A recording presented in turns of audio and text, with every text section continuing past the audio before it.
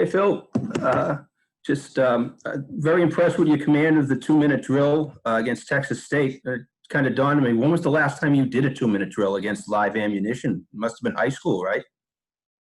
Yeah, probably junior year of high school, sometime like that. Not for a while.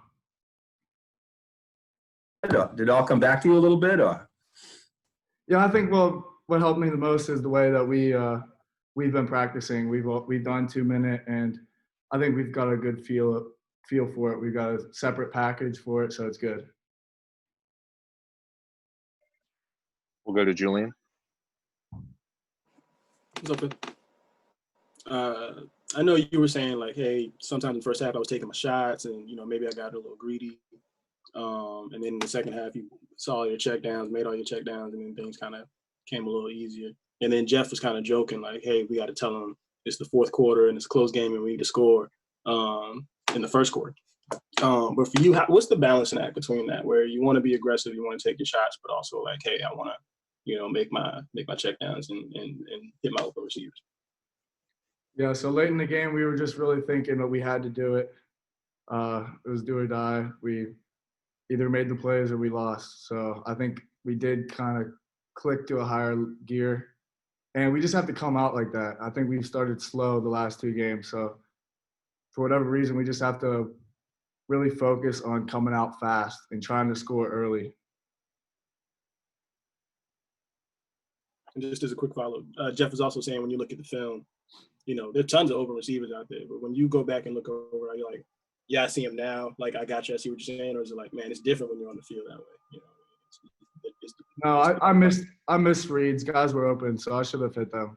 There were definitely every play there was somewhere to go with the ball. Somebody's open. We'll go to Andy. Phil, Jeff was talking about how, you look more confident tucking and running, you look more confident making your reads, even just 2 starts in. Would you say the game is slowing down for you every week? Yep, and I think we just have to keep working it, and it will just day by day, game by game, it will keep slowing down, keep getting more comfortable for all of us.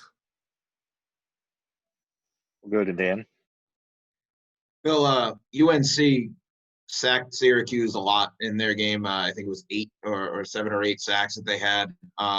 What is it about the defensive line or the defense that sticks up about its ability to get to the quarterback against Syracuse? And what are some of the things that you have to be aware of going into this week to either move or get the ball out quick? Are there any things that you have to look at?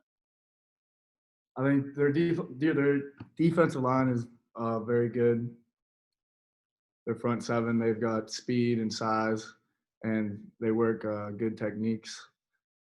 So they're going to be a force out there, but we just have to be aware of their pressures, be alert for everything that they're going to bring, and not focus too much on it. Just focus on our plays and taking what they give us. We'll go back to Julian. Hunter mentioned it after the game. He was talking about the touchdown 30%. He complimented on how well you've thrown that ball, not just in that game, but over camp. And I was wondering, what's the chemistry been like between you and him, and how you developed it, and especially with that particular thing?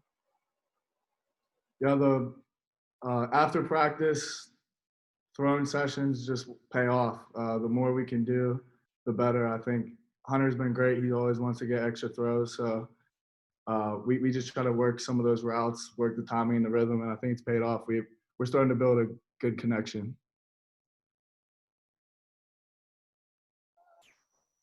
Anything else for Phil? All right, Phil, looks like you're all set. Thank you very much. We appreciate it. All right, thank you. We'll have Alec here momentarily, guys.